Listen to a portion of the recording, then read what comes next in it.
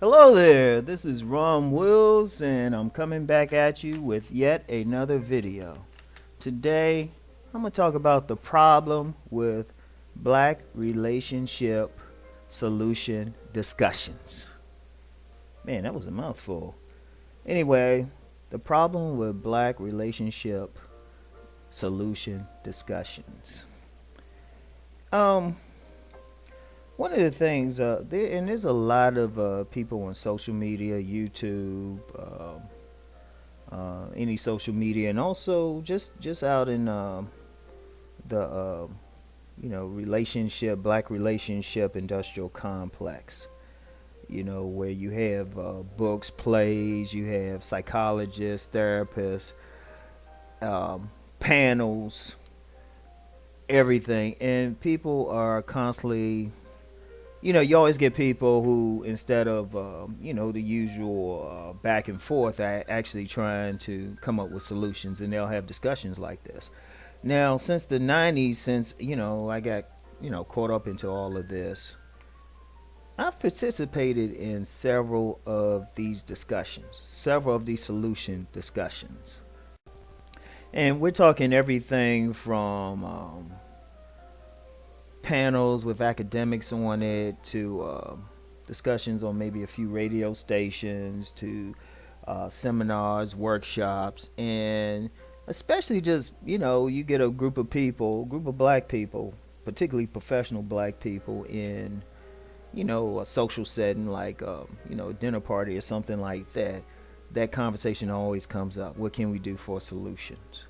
And people throw a lot of stuff up, but there's a big problem in these discussions, which is why I personally don't engage in them now. I mean, I've had some people, want me to be on a panel, but it's, to me, it's a waste of energy. And I'm gonna discuss why these solution discussions are really a waste of time. It's really a waste of time, and not the concept of the discussions, because I publicly said, yeah, we need to have these discussions, but just how they're being conducted right now. And see, there's basically two basic reasons, maybe two or three, maybe I'll throw a third one in there, but two general reasons why these discussions haven't yielded any real results. In fact, if it can be strongly argued that black relationships are getting worse despite all of these experts. Now, the first reason that there's a problem is, if you really listen to the solution discussions, it's not about solving black relationship issues. Let me say that again. These discussions are not about solving black relationship issues. These discussions are about men conforming to women's agendas. All of these discussions, it always comes down to that: what the men need to do. The men need to step up. The men need to,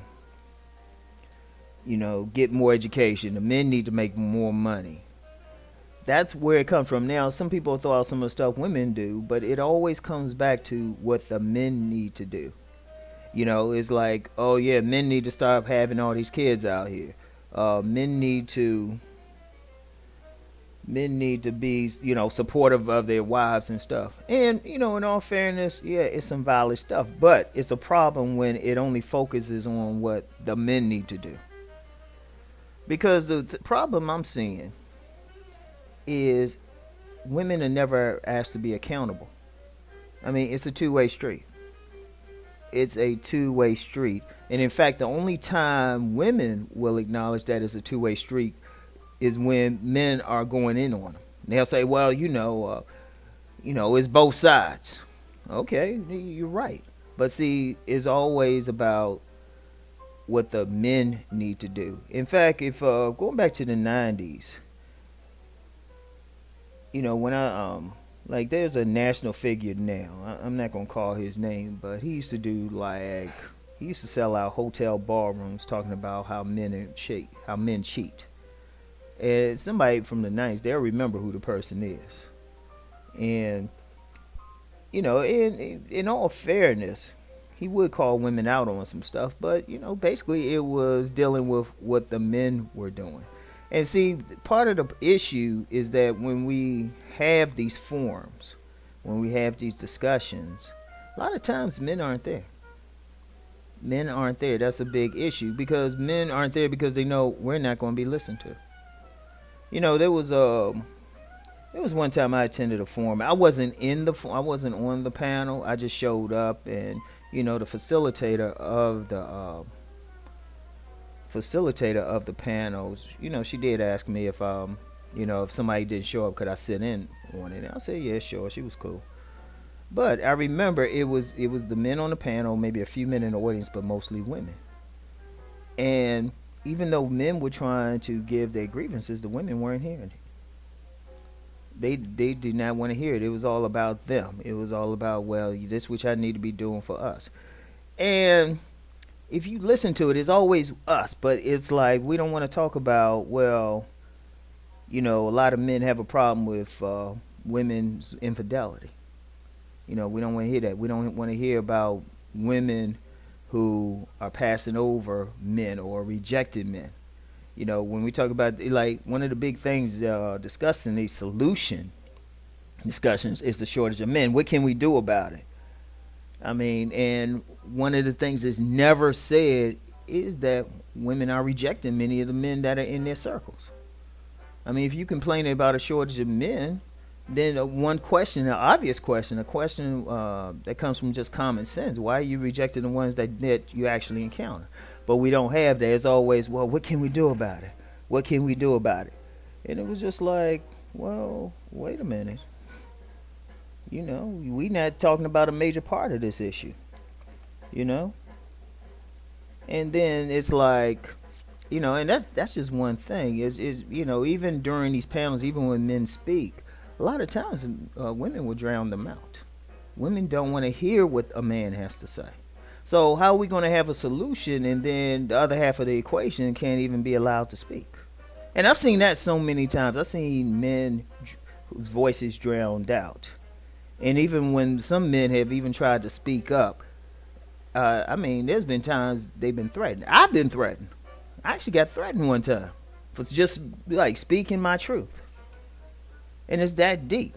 Because usually what you have is you have a bunch of women don't want to hear, and a bunch of guys who are playing Captain Save 'em.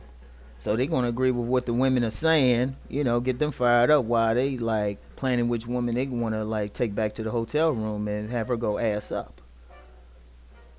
So it's like these discussions to me are useless.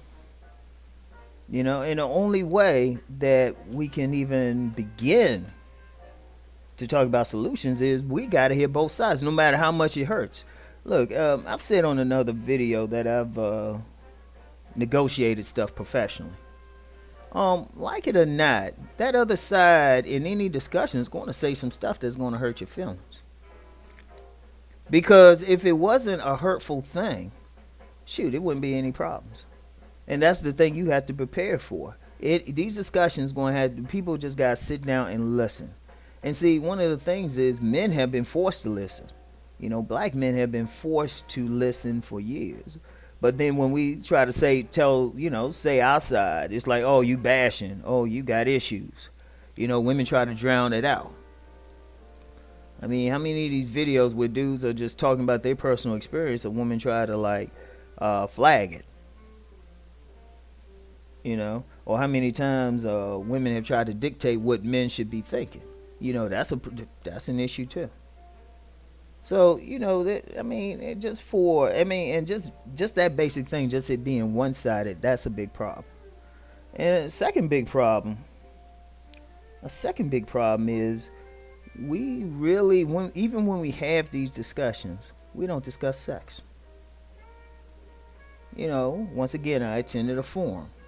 The facilitator or the host of the forum, he wasn't a facilitator, but he was the host, the MC, so to speak.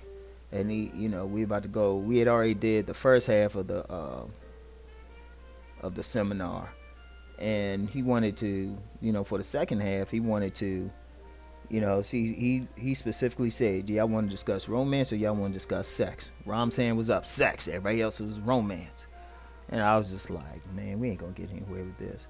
One of the problems in black male female relationship discussions is that we do not discuss sex. Because look, when you get down to it, everything is coming down to that.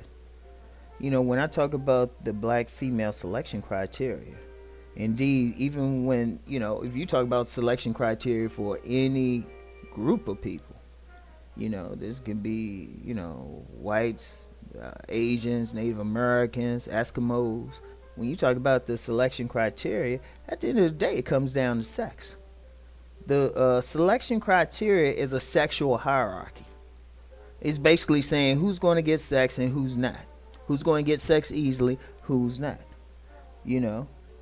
And, you know, and just like there's a black female selection criteria, there's a black male selection criteria. I haven't done a video on that. But let's be real with that. The women who are going to get the attention the easiest are going to be the ones who are most physically attractive. With, you know, also their personality playing a big role too. So there's a definite criteria. You know, our scale is like that 1 to 10 scale. You know, and even though there's a push lately from some YouTube commentators, you know, most notably my brothers O'Shea Duke Jackson and, you know, the master teacher of Black Gnostic Speaks, for brothers to, you know, go for maybe that 7. You know, but a lot of brothers still want to go for that top tier, that 10. You know, at some level. A lot of brothers still want to go for that top tier. That's our selection criteria. Our selection criteria is going to be based on who we want to have sex with. And, you know, only in the biggest difference between men and women in that regard, we openly say that. But see, women don't say the reason why they picking this particular person, this particular guy over this other man who might actually be better for him is that they more turned on by the first guy. But see, we don't discuss it. We don't discuss it. We don't discuss, you know, a person's sexual needs. It's like we're afraid to discuss sex. You know, we avoid it. You know, I remember I did a forum, right?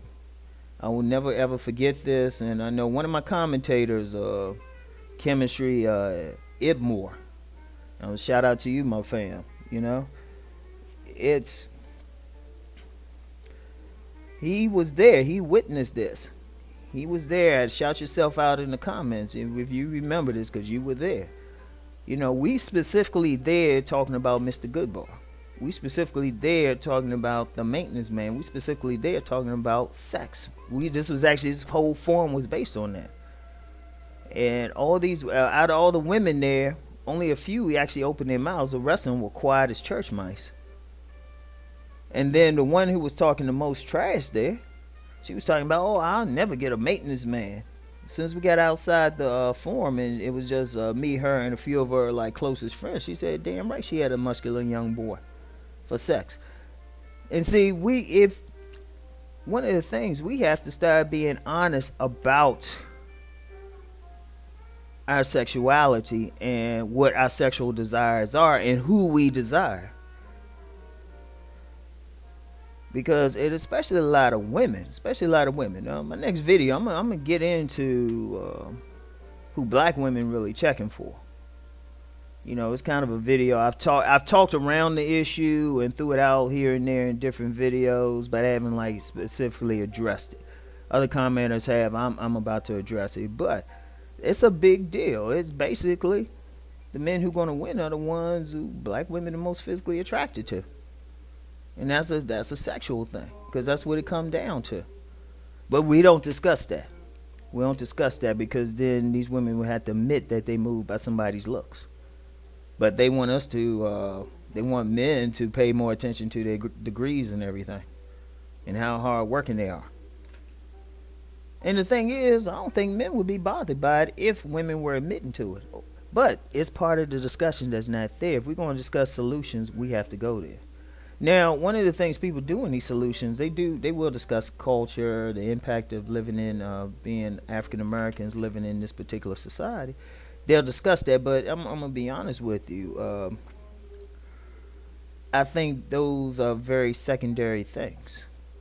For example, a lot of people like to talk about the impact of white supremacy on black relationships, which is an argument I really don't accept. And the reason I don't accept it because if you are to study history, if you were to study history, and anybody can look this up, and there's several commentators, even conservative commentators, have talked about this. The black family in circa 1950, around the height of Jim Crow, around the height of official American apartheid, was the strongest family unit.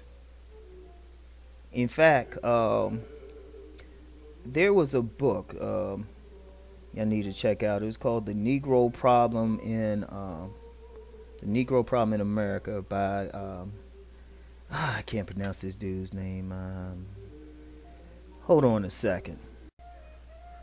The book was called An American Dilemma: The Negro Problem in Modern Democracy by Gunnar Myrdal, I believe that's pronounced.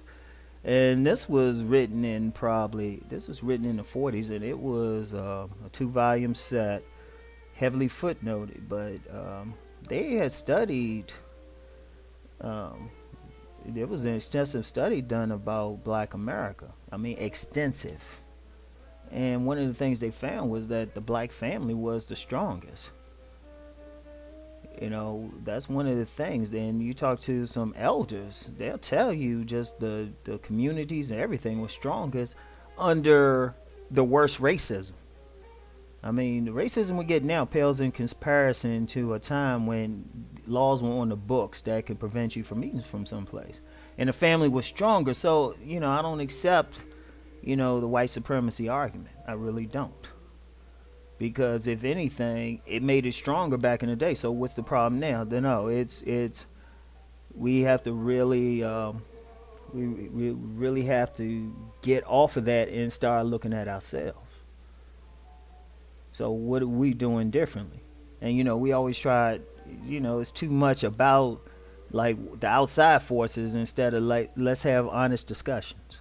Let's talk about accountability from all sides. Let's talk about sexuality because those are two important issues. And until we start getting deep, and honest in these conversations, it's going to be a waste of time. I can't sit through them. And anybody who wants to have that if they want me in on that conversation, I'm just going to throw out just some like brutal shit because we're going to have to. And if a woman wants to be in that conversation, she want to throw out some brutal shit, I welcome it. In fact, when I had this, well, I ain't gonna get into that, but I'll just say I welcome that because we have to be honest. Both sides have to be honest, and that's not happening. Right now, you have a bunch of women whose fingers in their ears. They don't want to hear anything from the brother. You have some brothers supporting that, and then you have some brothers trying to yell some stuff anyway. But they getting called all sorts of names, and their voices are being ignored. If we want to actually deal with this relationship issues, the conversation has to be honest, and we have to discuss all aspects. We're gonna have to discuss the infidelity. We're gonna have to discuss, the black female selection criteria and the black male criteria. It has to be an honest conversation. So, till that happens, you know what? We're honestly going to just go in circles. And right now, to be honest, what I'm doing with my books, I'm just trying to help the men out. It was like, look, if it's going to be that way, the men who want to like ride with me, I'm just going to be like, hey, all right, this is how you navigate what's going on out there. That's my solution. The solution ain't for everybody. And if you do, some people going to fall by the wayside. But, my thing is survival of the fittest at this point. So anyway, that's it for today. I'll talk to y'all later. Peace.